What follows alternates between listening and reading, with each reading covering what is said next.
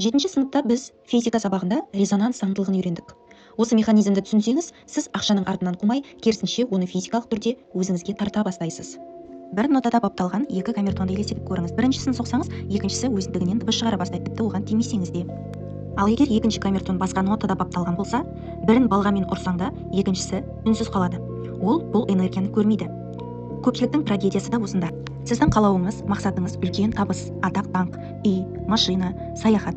Бірақ негізгі тербеліс жиілігіңіз қорқыныш, күмән, негатив, қанағатсыздық болса, ол сіз қалап тұрған мақсаттың тербеліс жиілігіне сәйкес келмегендіктен резонанс болмайды. Яғни сіз күткен жауап, нәтиже болмайды. Әлемді жалған күлкімен алдай алмайсыз. Тербеліс жиілік деп отырғанымыз бұл ой емес, сіздің ішкі күйіңіз. Мысалы, айна алдында тұрып мен миллионермін деп айта аласыз, бірақ ішіңізде ипотекадан қорқыныштан асқазаныңыз қысылып тұрса, әлем сіздің ойыңызды, мен миллионермін деген сөзіңізді емес, қорқыныш сезіміңізді естиді.